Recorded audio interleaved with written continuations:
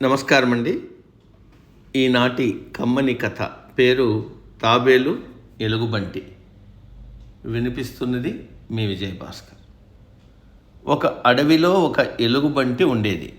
దానికి తనకు చాలా బలం ఉందని చాలా పొగరు. అడవిలోని జంతువులతో అనవసరంగా గొడవలు పెట్టుకునేది, వాటిని ఏడిపించేది, హింసించేది.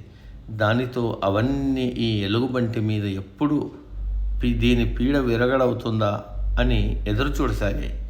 ఆ అడవిలో సింహాలు, పులులు, ఏనుగుల వంటి పెద్ద పెద్ద జంతువులు ఏవీ లేకపోవడంతో ఎలుగుబంటికి ఎదురే లేకుండా పోయింది. ఎలుగుబంటి ఒకరోజు అడవిలోని జంతువులను అన్నింటినీ పిలిచింది. ఈ అడవిలో నన్ను ఓడించే మునగాళ్ళు ఎవరైనా ఉన్నారా? ఉంటే నాతో పోటీకి రండి, లేకపోతే రేపటి నుంచి నేనే ఈ అడవికి రాజును. మీరంతా నేను చెప్పినట్టు వినాలి అని సవాల్ చేసింది. జంతువులు భయంతో ఏవీ ముందుకు రాలేదు.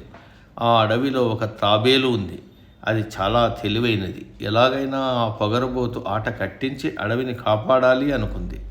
వెంటనే అది ఎలుగుబంటి ముందుకొచ్చి, ఒక తాడు నా కాలికి కట్టుకొని చెరువులోకి దూకుతా. నీకు నిజంగా అంత బలం ఉంటే నన్ను బయటకి లాగగలవా? నీటిలో నన్ను ఎదిరించే మునగాళ్ళు ఎవ్వరూ లేరు అనింది. ఆ మాటలకు ఎలుగుబంటి పడి నవ్వుతూ, ఏమిటి, నిన్ను నేను బయటికి లాగలేనా? గట్టిగా ఒక్క లాగు లాగానంటే ఎగిరి చెరువులోంచి బయటకు వచ్చి పడతావు. నేను పోటీకి సిద్ధం అనింది.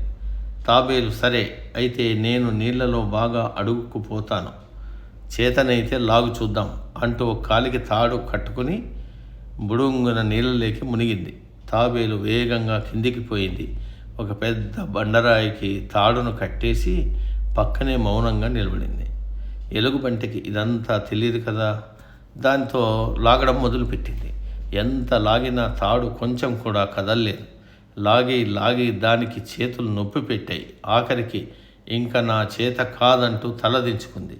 వెంటనే ఆ తాబేలు మరలా తాడును తన కాలికి కట్టుకుంది. ఏమీ తెలియని నంగనాచిలాగా పైకి వచ్చి, ఓ నీ బలం ఇంతేనా? ఏదో పెద్ద వీరునివి అనుకున్నానే ఎన్ని రోజులు అనింది. అది చూసి చుట్టూ ఉన్న జంతువులన్నీ పడి నవ్వసాగాయి. ఎలుగుబంటి సిగ్గుతో వాటికి మొహం చూపించలేక అడవి వదిలి వెళ్ళిపోయింది. అడవిలోని జంతువులన్నీ సంబరంగా చిందులు వేశాయి. సమాప్తం.